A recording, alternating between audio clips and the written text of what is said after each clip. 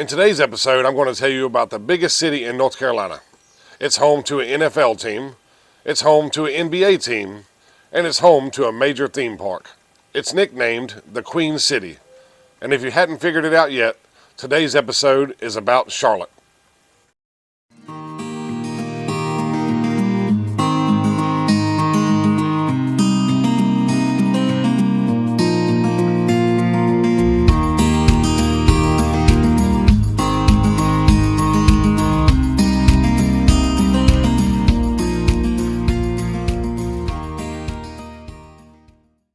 Welcome to the NC Everything Podcast. I'm your host, Curtis, and this is the weekly show where I talk about everything that has anything to do with North Carolina. First, I want to say that this week's episode is a listener suggestion.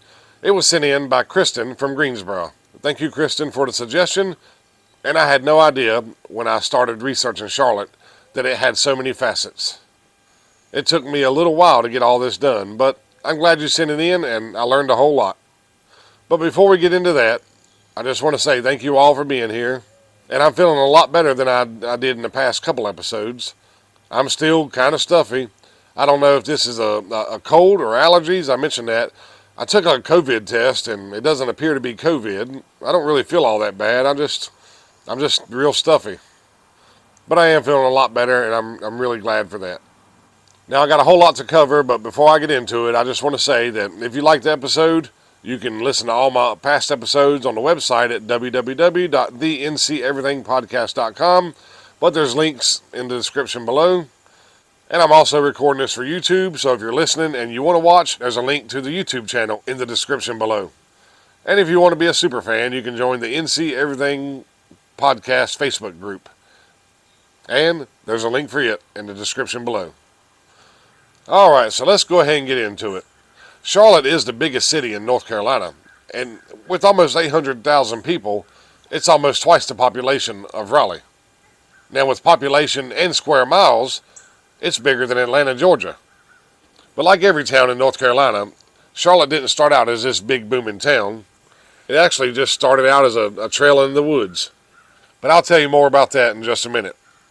First, I want to tell you that Charlotte is in Mecklenburg County, and Mecklenburg County was formed from Anson County in 1762. Now, a lot of counties in North Carolina are named after governors or lord proprietors, but Mecklenburg County's name comes from a really unique source. You see, King Charles III was married to Charlotte Sophia. I realized in post-editing that I said King Charles III. That's incorrect. It was King George III who was married to Queen Charlotte Sophia. And she was born and raised in Germany in a place called Mecklenburg Strelitz. And so the county was named after her birthplace. And the county seat of Mecklenburg County is Charlotte. But that's why they call it the Queen City, because it's named after Queen Charlotte Sophia.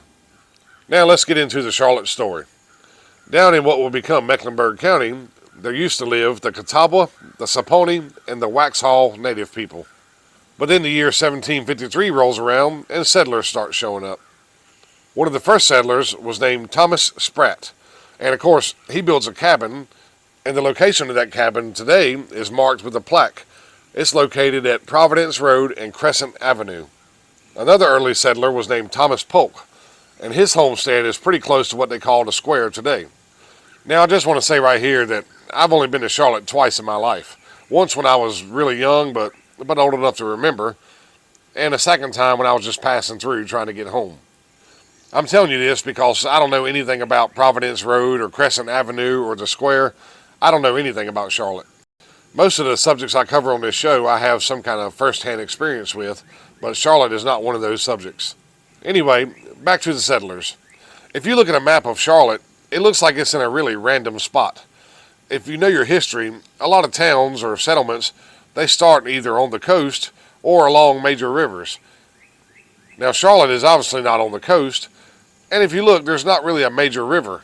You'll see the Catawba River pretty close to Charlotte, but if you look at the heart of the town, it's nowhere near the Catawba River. So how did these people end up here? Well, like I said, it's a matter of trails.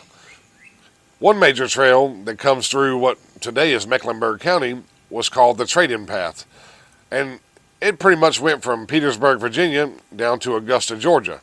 And the Virginians, they would use this to head south and trade with the natives.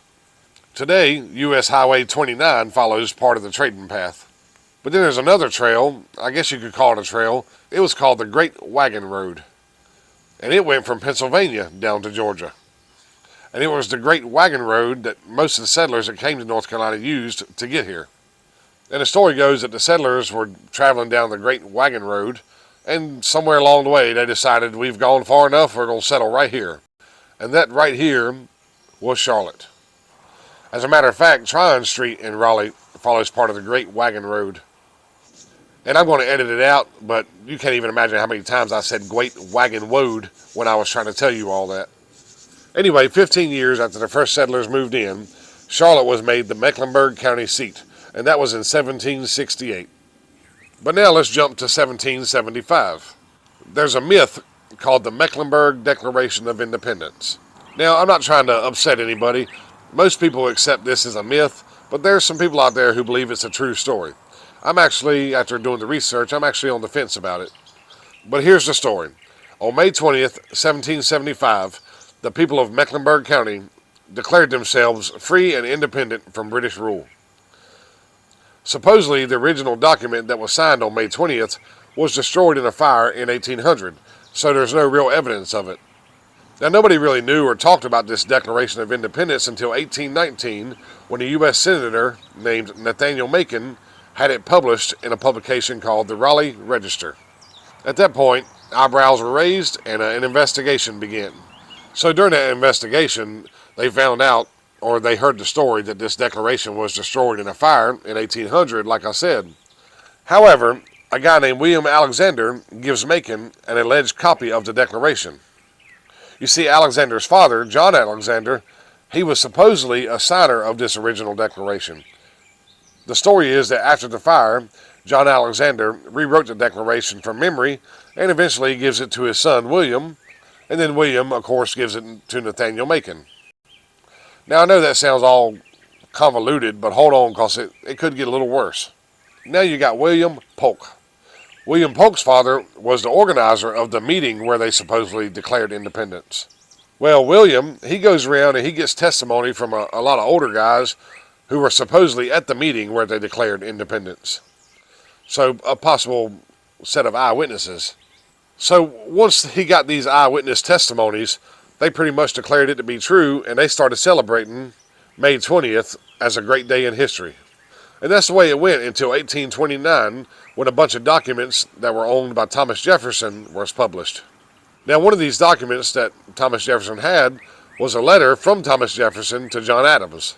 And in the letter, Thomas Jefferson calls the Mecklenburg Declaration of Independence a hoax. And to be honest, I would call it a hoax too if I was supposed to be this big hero who signed the Declaration of Independence. Well, anyway, this new evidence spurred the North Carolina legislature to open up a new investigation about the Mecklenburg Declaration of Independence. And I'm not going to go through all of it, but ultimately they decided that the Mecklenburg Declaration of Independence was indeed a hoax. However, there's people still today that argue for both sides. But if you look at the flag and the Great Seal of North Carolina, that May 20th date is the one you see on there. So, hoax or not, it's on the flag and it's on the seal. Now, whether you believe in the Mecklenburg Declaration of Independence or not, one thing you can't deny is the Mecklenburg Resolves. Now, they were written on May 31st, 1775, and this was 11 days after the alleged Mecklenburg Declaration. In fact, the Mecklenburg Resolves may have been what created the myth about the Mecklenburg Declaration of Independence. I mean, they were pretty much one and the same.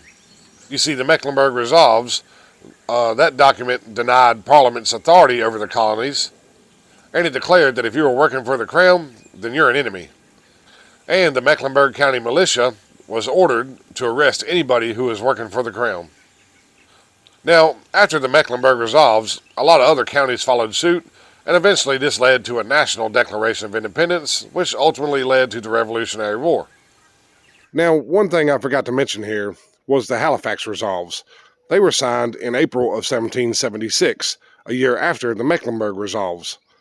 To the best of my knowledge, the Mecklenburg Resolves more or less declared Mecklenburg County free, where the Halifax Resolves, which were adopted by the 4th Provincial Congress, were the first steps in declaring the 13 colonies free from British rule. But keep in mind, the Mecklenburg Resolves and the Halifax Resolves were both signed in North Carolina. So Thomas Jefferson can pull his hair and stomp his feet all he wants to, but the first whispers of independence for our country started in Mecklenburg County. And that's a fact. Now let's talk about the Revolution. Charlotte actually didn't play a huge role in the American Revolution. In fact, General Cornwallis, who most of you know led the British invasion of the colonies, he only spent 16 days around Charlotte during the war. But anyway, on September 26, 1780, there was a battle between Cornwallis and the North Carolina Patriots. I wouldn't say it was a major battle. Ultimately, the British took the field and lost less than 20 men. The Patriots, they reported 5 killed and 6 wounded. But what did come out of this battle was a nickname that still stands today. You see, for the 16 days that Cornwallis was here, he didn't make a whole lot of progress. I mean, he found resistance every time he tried to do anything. And so, when he finally decided to pull out and leave, he was quoted as saying, "Let's get out of here. This place is a damn hornet's nest." Well, the people of Charlotte loved it, and so that name pops up everywhere now. Even the city seal has a hornet on it. And the Hornets pop up again a couple times in this episode, so keep your ears out. But for now, I'm going to jump to the year 1799. That was the year of the very first gold rush in the United States. And that started right here in Charlotte. Now, I covered the gold rush in episode 31, so I'm not going to stay on it for very long.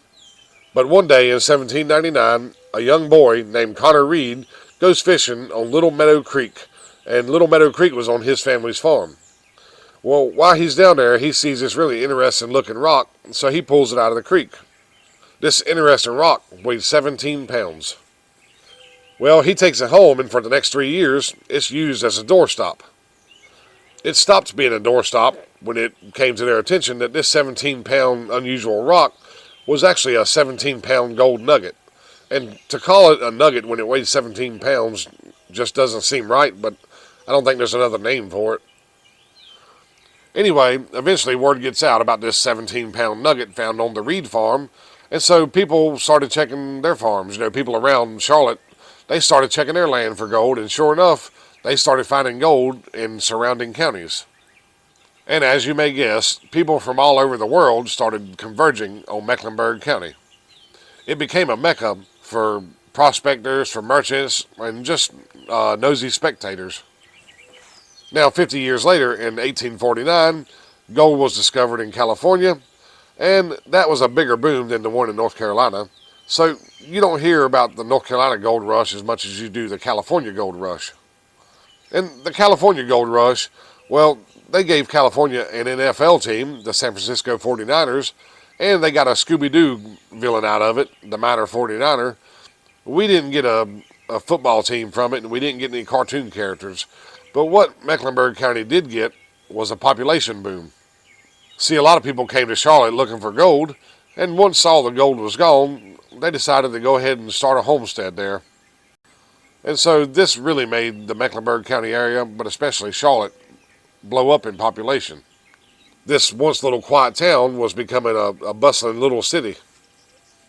Now let's move on to 1861 and the Civil War. May 20th, 1861 was the 86th anniversary of the mythical signing of the mythical Mecklenburg Declaration of Independence.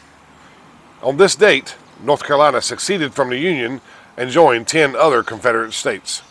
Now, I don't know if succeeding on that date was intentional or coincidence, but I kind of lean toward intentional. Now, during the Civil War, there wasn't any major fighting going on in or around Charlotte. But the reason I included the Civil War in this episode was because of what Charlotte gave to the war effort. 4 days after the attack on Fort Sumter, which started the Civil War, 2 companies of militia left Charlotte heading for Raleigh. These 2 companies were the Charlotte Grays, also known as Company C, and the Hornets Nest Rifles, also known as Company B. And when they got to Raleigh, they became part of the 1st North Carolina Volunteers. This regiment goes down in history as the Bethel Regiment. And the Bethel Regiment wasn't just made up of Mecklenburg County boys. The 1st North Carolina Volunteers were made up of men from all over North Carolina. Some of them even came from my home here in Orange County. Now, during the duration of the war, 21 companies of Mecklenburg County men would go on to fight in the Confederate Army. That would be almost 3,000 men. Next, I'll tell you about the Charlotte Naval Yard, which is a really weird story. But the Confederate Navy was based in Norfolk, Virginia. But obviously, that was a really dangerous spot for the Navy. And so, in 1862, the Confederate Naval Yard was moved to Charlotte, North Carolina. And this wasn't a random decision. I mean, yeah, for safety reasons, they did want to move it inland.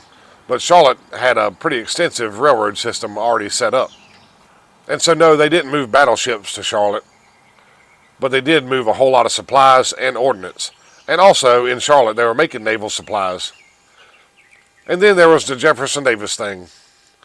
If you don't know, and it's okay if you don't know, but Jefferson Davis was the president of the Confederate States of America. Well, the Civil War officially ended at Appomattox Courthouse, Virginia on April 9th, 1865, when General Lee surrendered to General Grant.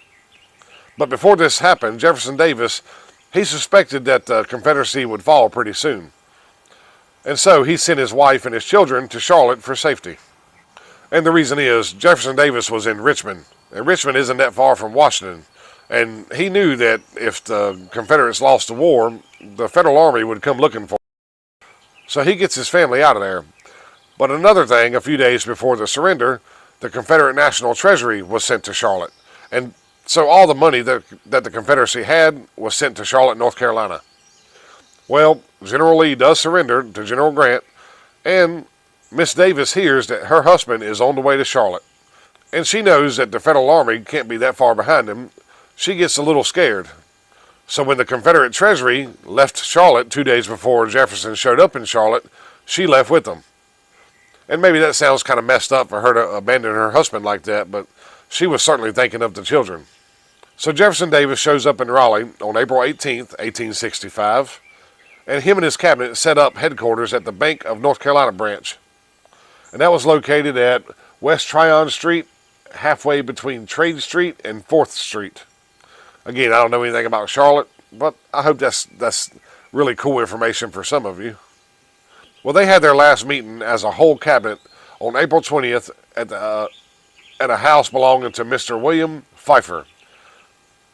And the next day, Jefferson Davis and his cabinet left Charlotte, heading for Georgia. Now, it was in Georgia that Jefferson Davis would ultimately be arrested. And I said that there wasn't any fighting in or around Charlotte during the war. Well, there was one. The day after Jefferson Davis arrived in Charlotte, 250 men from the 12th Ohio Cavalry destroyed a railroad bridge over the Catawba River near Nation's Ford. Now, a Confederate cavalry did ride out to stop them, but they were too late. Well, this cavalry battle was the only battle anywhere close to Charlotte, and it was one of the last Civil War battles fought in North Carolina. Let's see, now I'm going to jump ahead almost 100 years to 1959, and I'm going to tell you about the Charlotte Motor Speedway. First, I want to say that the Charlotte Motor Speedway, it's not in Charlotte. In fact, it's not even in Mecklenburg County. It's located in Concord in Carowinds County. I was actually debating on including it in this episode, but it does carry the Charlotte name, so I felt like I needed to go ahead and add it. The Charlotte Motor Speedway was designed and built by a guy named Bruton Smith in 1959.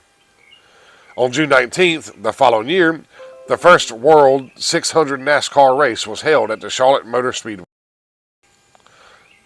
Now, that sounds really awesome, but the next year after that, on December 8th, 1961, the Charlotte Motor Speedway declared bankruptcy. After this, all the major stockholders of the Charlotte Motor Speedway, they got together and formed a committee, and they took out loans to help get the Charlotte Motor Speedway out of bankruptcy, which they did. One of the major stockholders, S.C. Goins, became the president of the Speedway, and another stockholder named Richard Howard became the general manager. As far as the original owner, Bruton Smith, well, he left North Carolina and went to Rockford, Illinois. He became pretty successful opening up car dealerships. In fact, he became so successful that he started buying a lot of stock in the Charlotte Motor Speedway. By 1975, he had so much stock in the Speedway that he was a majority stockholder, and so he once again took over day-to-day operations at the racetrack. Richard Howard eventually resigns as general manager, and Bruton Smith takes over again, and he starts coming up with ideas to improve the Speedway. He builds new grandstands. He builds a 7-story facility that he named Smith. And he built 40 condominiums overlooking Turn 1. And by building these condominiums, this made Charlotte Motor Speedway the very first sports facility in America to offer year-round living accommodations. In 1992, he spent $1.7 million on a permanent lighting system around the track. And so Charlotte Motor Speedway became the first super speedway to host night racing. Well, then in 1999, Lowe's Home Improvement, they purchased the naming rights to the speedway, and so then it was known as Lowe's Motor Speedway. And it became the first track in the country with a corporate sponsor. However, in 2009, Lowe's Home Improvement decided not to renew their naming rights, and so the track went back to being called Charlotte Motor Speedway. And that's really all I'm going to say about Charlotte Motor Speedway. I know that was kind of brief, but I may take a deep dive into that sometime in the future. Now I want to talk more about Hornets. And it wasn't that long ago, but just to recap, General Cornwallis referred to Charlotte as a damned hornet's nest. And like I said, the folks of Charlotte took that name and a lot of stuff around Charlotte uses the hornet as a symbol or a moniker, but we're going to talk about sports. The first Charlotte Hornets sports team started in 1892. They were a baseball team, and they played in several local leagues until 1937. That's when the Washington Senators made them their affiliate club team. Now they were a minor league team. Well, they played at a stadium in the Dilworth community in Charlotte until 1972. Then in 1976, a guy named Jim Crockett Jr., he buys the stadium and renames the team the Charlotte Orioles. And just to wrap up their story arc, they were renamed again in 1988, and they became the Charlotte Knights. Now another Charlotte Hornets team is a football team. The Charlotte Hornets football team was the first Major League football team in Charlotte. They were originally from New York, but they moved to Charlotte in 1974. They played at American Legion Memorial Stadium, but they didn't play very long. The team owner had some severe financial troubles, and so football operations came to a close in the middle of the 1975 season. And now basketball. The Charlotte Hornets basketball team was created in 1985, and this is one I remember. I used to have a Charlotte Hornets t-shirt that I wore all the time. Well, a guy named George Shinn was inspired by all the success of college basketball in North Carolina, so he wanted to bring a pro basketball team to the state. Well, they were originally going to be called the Charlotte Spirit, but they held a name the team contest, and Hornets won. Well, everything was going good for the Charlotte Hornets, but sadly in 2002, due to a decline in attendance, the Charlotte Hornets moved to New Orleans. In 2004, a guy named Robert Johnson built a new arena in Charlotte, and he starts a new NBA franchise called the Charlotte Bobcats. But the Bobcats didn't do very good, and so they were sold to Michael Jordan in 2010. Then in 2014, the Bobcats were officially renamed the Charlotte Hornets. And so now the Hornets are back in North Carolina, and the New Orleans team were renamed the Pelicans. Now, that's all the Hornets from Charlotte, but we're not done talking about sports just yet. Because now we're going to be talking about the Panthers. It starts with Jerry Richardson. He was a former wide receiver for the Baltimore Colts. Well, in July of 1987, Richardson meets with some folks in Charlotte, and he wants to discuss entering a multi-city competition for 2 NFL franchises. So simply put, the NFL wanted to build 2 more teams, and there was a competition to see which cities these teams would come from.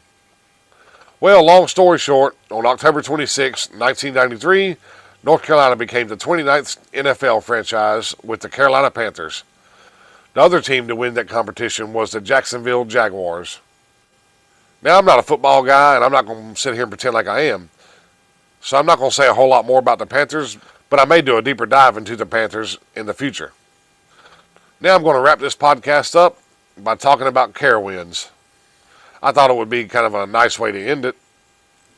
Now, when I put together my notes for Carowinds, it pretty much talks about every ride they had throughout their entire history. I'm not going to name all those rides. I'm going to name a few of them that I have experience with. But Carowinds begins with E. Pat Hall. He was an industrial developer from Charlotte. On October 10th, 1969, he makes an announcement that he plans to build a $250 million resort on the North Carolina-South Carolina. Now, his original idea was to have a park that had 7 themed areas that would cover 200 years of Carolina history. And that's why they have the name Carowinds. The Caro comes from Carolina, and the winds comes from the winds that blow across the 2 states. Now, in addition to the theme park and the resort, he was hoping to build a couple hotels, a shopping center, a golf course, and an NFL stadium. The park will be designed by Randall Duell and Associates from Santa Monica, California. And these are the guys who designed Disneyland. Well, they broke ground on May 1st, 1970, and the new park finally opened up on March 31st, 1973. Originally, the park was owned by the Carowinds Corporation. Unfortunately, the country was going through an oil crisis, and so in 1975, Carowinds Corporation merged with Taft Broadcasting. Eventually, Taft Broadcasting transferred the theme park to one of their subsidiaries, King's Entertainment Company. And this is when they started adding the Hanna-Barbera theme to it. In 1976, a new wooden roller coaster was built in the park called Thunder Road. Now, I wanted to mention Thunder Road because I rode Thunder Road many, many times. And those many, many times actually happened in just one day. You see, I went down several years ago, and I was with my cousin. And we got there right when the park opened. And there wasn't a whole lot of people. I don't know if it was a weekday or what the deal was. But there wasn't hardly anybody in the park. We kind of had the place to ourselves for probably 2 hours. Well, we rode a few rides. And we ended up over there at Thunder Road. So we jumped on. We rode it. We got done. And the attendant said, "Hey, you guys want to ride again?" We said, "Yeah." And so without even getting out of the train, we took off. We rode again. And then we rode again. And we rode over and over again for probably 2 hours. We only got up to switch trains. And the reason I say switch trains is because the Thunder Road, you could ride forward on one train, or you could get on another train and you could ride it. And we probably rode 20 times forward and probably 10 or 15 times in reverse. And that's an experience most people don't get on a roller coaster, so I'm pretty fond of that day when we rode a roller coaster over and over again for 2 straight hours. In 1993, the name changed to Paramount Carowinds, and that's the era I remember the most.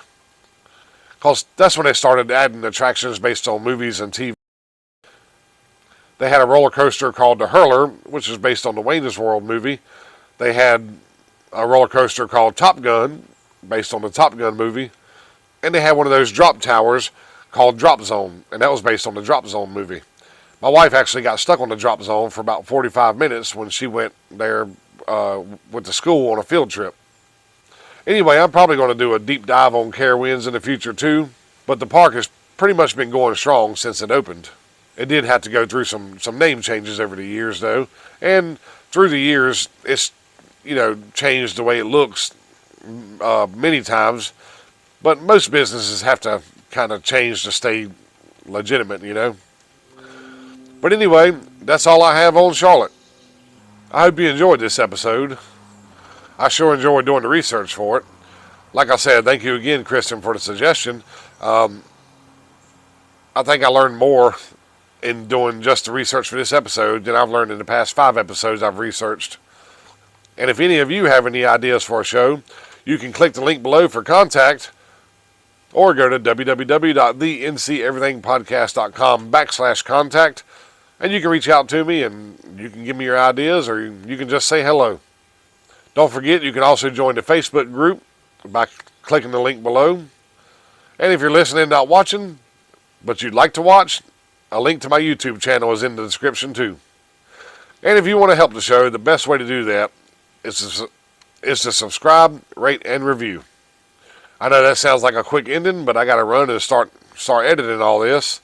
But you guys have a good weekend, and I'll talk to you next time.